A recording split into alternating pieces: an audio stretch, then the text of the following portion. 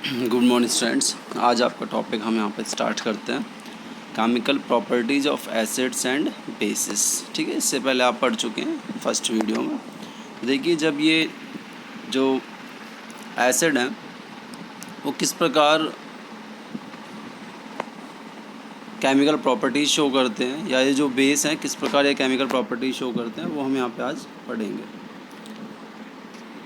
Acid का देखते हैं कि एसिड अगर आपका मेटल के साथ रिएक्ट करे तो वो फॉर्म करता है सॉल्ट एंड हाइड्रोजन। ठीक है, अब सॉल्ट के डिफरेंट टाइप्स हो सकते हैं, तो डिपेंड करेगा कि आप किस प्रकार का मेटल लेके चल रहे हैं, किस प्रकार का आप एसिड आपने लिया हुआ है, तो उनके बिहाफ पे उनके ऊपर डिपेंड करता है कि acid react with metals forms salts and water. आप नीचे इसका एग्जांपल देख सकते हैं। आपने यहाँ पे लिया हुआ है HCl, जिंक मेटल के साथ आपने इसको रिएक्ट कराया और आपको यहाँ पे मिला है zinc chloride plus hydrogen gas. Next example आप देख सकते हैं, यहाँ पे नाइट्रिक एसिड लिया हुआ है HNO3, react with zinc, it forms zinc nitrate. ठीक है, NO3 की होल ट्वाइस और हाइड्रोजन गैस। इस प्रकार आप देख सकते हैं।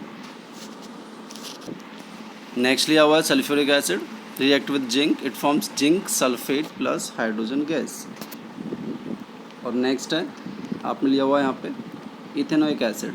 ठीक है, इसे एसिटिक एसिड भी कहते हैं, CH3COOH प्लस में जिंक, तो यहाँ पे फॉर्म करता है zinc ethanoate plus hydrogen gas. एक यहाँ पे टेस्ट की हम बात करते हैं, पोप टेस्ट। तो पोप टेस्ट क्या होता है? ठीक है, कौन से इस प्रकार के रिएजेंट्स हैं या रिएक्टेंट हैं जो ये पोप टेस्ट देते हैं, किस गैस की प्रेजेंस ये शो करता है, वो हम यहाँ पे देखेंगे। When a burning candle is brought near a test tube containing hydrogen gas, यदि आप किसी हाइड्रोजन गैस जहाँ से रिलीज हो रही है उसके पास कोई जलती हुई मोमबत्ती लेके जाते हैं, तो ये जो कैंडल है पोप साउंड, एकदम पोप साउंड देती है और ये बर्न करती रहती है हाइड्रोजन गैस। ठीक है, हाइड्रोजन गैस बर्न करती है पोप साउंड के साथ। This test is conducted for examining the presence of hydrogen gas. और इस टेस्ट से आप ये प्रेजेंस पता कर सकते हैं कि जो रिलीज होने वाली गैस है वो हाइड्रोजन गैस है या नहीं है।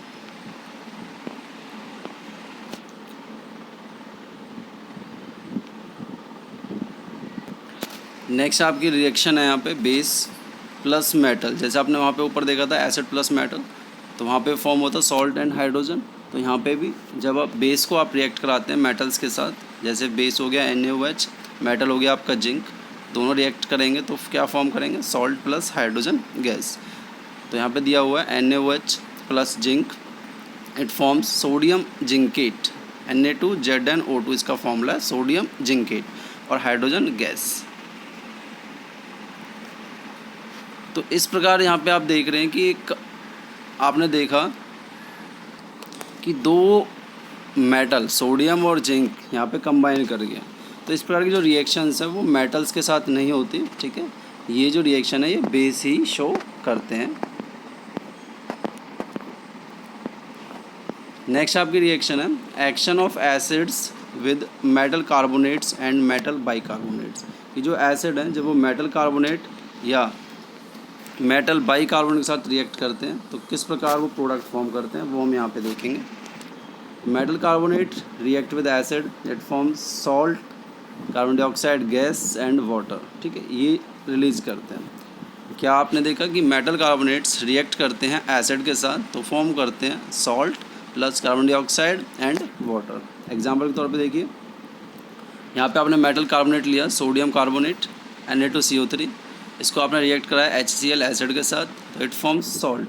सॉल्ट क्या आपका NaCl और CO2 आपकी कार्बन डाइऑक्साइड गैस और H2 आपका वाटर। एक और एग्जांपल देख लेते हैं यहाँ पे मेटल कार्बोनेट का ही, सोडियम हाइड्रोजन कार्बोनेट यहाँ पे दिया हुआ है, इसको आपने रिएक्ट कराया हाइड्रोक्लोरिक एसिड के साथ, तो it forms again salt NaCl, CO2 carbon dioxide और H2O वाटर। नेक्स्ट आपका लाइम वाटर टेस्ट। तो लाइम वाटर टेस्ट क्या कहता है कि जब आप लाइम वाटर में से कार्बन डाइऑक्साइड गैस पास करते हो तो उस सॉल्यूशन का कलर वाइटिश हो जाता है, दूधिया कलर का हो जाता है। देखिए रिएक्शन है, लाइम वाटर आपने लिया, कैल्शियम हाइड्रोक्साइड इसका फॉर्मूला होता है CaOH की होल ट्वाइस। इसमें आपने CO2 को रिएक्ट कराया, कार्बन डाइऑक्साइड को, या पास किया इसमें से आपने, तो आपको मिला कैल्शियम कार्बोनेट CaCO3 प्लस में वाटर। तो जो ये CaCO3 कैल्शियम कार्बोनेट है ये फॉर्म होता है और इसकी वजह से ही उसमें वाइट PPTs बन जाते हैं। यदि आप एक्सेस में, यदि आप रेगुलरली इस गैस को उसमें से पास करते रहते हैं, on passing excess CO2 the following reaction takes place. यदि आप एक्सेस में उसको पास करते रहते हैं तो कैल्शियम कार्बोनेट, वाटर, CO2 आपने कंटिन्यू पास की तो आपको मिलता है कैल्शियम हाइड्रोजन कार्बोनेट, जो कि वाटर में सॉल्युबल होता है। और जो आपका वाइटिस जो अपीयरेंस अभी आई थी, ठीक है, जब आपने लिमिटेड अमाउंट में CO2 को पास किया था, वो कलर ख़त्म होना स्टार्ट हो जाता है। नेक्स्ट आपकी रिएक्शन न्यूट्रलाइजेशन रिएक्शन, काफ़ी इंपॉर्टेंट है रिएक्शन, एग्जाम में पूछी जाती है। तो न्यूट्रलाइजेशन रिएक्शन क्या होती है?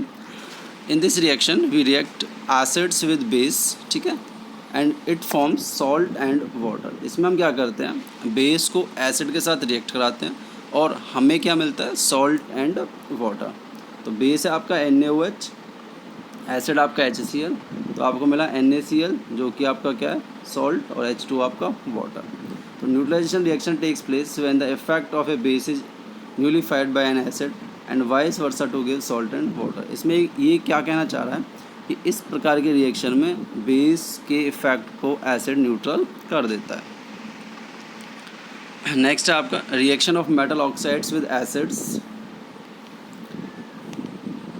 तो मेटल का ऑक्साइड लेना है आपको, जैसे आपने यहाँ पे कॉपर ऑक्साइड लिया हुआ है, ठीक है, और मेटल के ऑक्साइड को एसिड के साथ रिएक्ट कराना है, तो अगेन आपको क्या मिलता है, सॉल्ट एंड वाटर। इस प्रकार आपने लिया कॉपर ऑक्साइड, इसको HCl हाइड्रोक्लोरिक एसिड के साथ रिएक्ट कराया तो आपको मिला copper chloride CuCl2 plus water आपको मिला। अब इस रिएक्शन में एक आइडेंटिफाई करने के लिए हमें क्लू मिल जाता है। क्या क्लू है वो, कि जब कॉपर क्लोराइड फॉर्म होता है तो इस कॉपर क्लोराइड का कलर होता है ग्रीन। तो जैसे ही ग्रीन कलर उसमें आना स्टार्ट हो जाता है तो हमें पता चल जाता है कि कॉपर क्लोराइड हमारा बनना स्टार्ट हो गया। Metal oxides are said to be basic oxide. अब जितने भी ये मेटल ऑक्साइड बनते हैं, ठीक है, जैसे CuO, यहाँ पे आपने ऊपर एग्जांपल देखा, या Al2O3, ठीक है, इस तरह के जितने भी आपके, या Na2O, तो ये मेटल ऑक्साइड्स हैं, ये बेसिक नेचर के पाए गए हैं। क्यों? क्योंकि जब इनको आप रिएक्ट कराते हो तो ये जो सॉल्ट देते हैं और वाटर देते हैं, वो सॉल्ट बेसिक नेचर का होता है, इसलिए हम मेटेलिक ऑक्साइड्स को बेसिक ऑक्साइड कहते हैं, ठीक है। नेक्स्ट है आपका reaction of non metallic oxide with base. अब जो नॉन मेटेलिक ऑक्साइड है, यदि हम उनको बेस के रिएक्ट कराएं तो क्या होता है, देखिए, non metallic oxide plus base, again it forms salt and water. तो नॉन मेटेलिक ऑक्साइड का आपने एग्जांपल लिया हुआ है कैल्शियम हाइड्रोक्साइड CaOH की whole twice plus calcium oxide भी एक आपका एग्जांपल है नॉन मेटेलिक ऑक्साइड का, वो लेके भी आप ये रिएक्शन कर सकते हैं। तो क्या हुआ है, calcium hydroxide plus CO2 it forms calcium carbonate CaCO3 plus water, ठीक है। तो वही आपको सॉल्ट और वाटर यहाँ पर मिले हैं। एक पॉइंट यहाँ पे कहना चाह रहा है कि जो नॉन मेटालिक ऑक्साइड्स हैं, ठीक है, उनका जो नेचर है वो एसिडिक है, क्योंकि जब उन्हें डिज़ोल्व किया जाता है वाटर में तो वो इस प्रकार का सॉल्ट देते हैं जो हमें एसिड प्रोड्यूस करके देता है, या फिर H+ आयंस हमें देता है। नेक्स्ट पॉइंट वो कह रहा है कि all acidic solution conduct electricity. जितने भी एसिडिक सॉल्यूशन है, ठीक है, वो इलेक्ट्रिसिटी कंडक्ट करते हैं क्योंकि वो H+ आयंस रिलीज करते हैं और आयंस ही मदद करते हैं इलेक्ट्रिसिटी को पास होने में।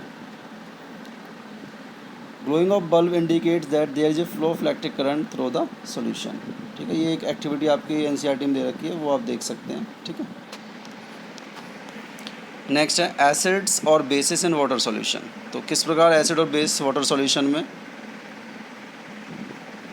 रिएक्शन देते हैं। तो acids produce H plus ions in the presence of water, ये आपको पता है कि वो H प्लस आयंस देते हैं।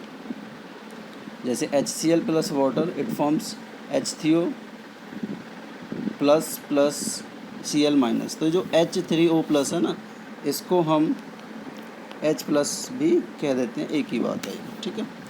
इसको हम हाइड्रोनियम आयन भी कहते हैं, H3O प्लस को आप ये भी लिख सकते हो, इसकी जगह पे H प्लस आयंस भी लिख सकते हो। नेक्स्ट कहता है वो H plus ions can not exist alone, ये अकेले नहीं रह सकते, it exist as H plus aqueous और H3O प्लस, ठीक है, इस फॉर्म में एग्जिस्ट करते हैं। तो ये रिएक्ट कर जाता है वाटर के साथ, तो H3O प्लस की फॉर्म में एग्जिस्ट करते हैं। ऐसे ही जो आपके बेसिस हैं वो OH माइनस आयंस देते हैं जब उन्हें वाटर में डिजोल्व किया जाता है। जैसे NaOH, तो Na प्लस अलग हो जाएगा और OH माइनस अलग हो जाएगा, ठीक है। KOH, K प्लस अलग, OH माइनस अलग। नेक्स्ट है एल्कलीज। एल्कलीज क्या होते हैं? एल्कलीज और बेसिस में डिफरेंस होता है, थोड़ा सा माइनर सा डिफरेंस होता है, ठीक है। आप कई बार इसमें कंफ्यूज हो सकते हैं। ये कहा जाता है कि जितने भी एल्कलीज हैं वो तो सारे बेस हैं, लेकिन जितने भी बेस हैं वो सारे एल्कलीज नहीं है, ये एक स्टेटमेंट कही जाती है। ऐसा क्यों है? क्योंकि वो ही बेस एल्कली होते हैं जो वाटर में डिज़ोल्व हो जाते हैं, ठीक है। वो ही बेस एल्कली होते हैं जो वाटर में डिज़ोल्व हो जाते हैं। तो सारे के सारे बेस वाटर में डिज़ोल्व नहीं होते, तो इसलिए सारे बेस एल्कली नहीं होते। All basis do not dissolve in water and alkali is a base that dissolve in water. तो एग्जांपल है आपके यहाँ पे एल्कलीज के NaOH, KOH, calcium hydroxide, ammonium hydroxide, ठीक है। एक यहाँ पे आपकी नॉलेज के लिए पॉइंट दिया हुआ है कि जब भी आप एसिड या बेस के साथ कोई भी काम कर रहे हैं तो आपको प्रिकॉशन रखनी है, और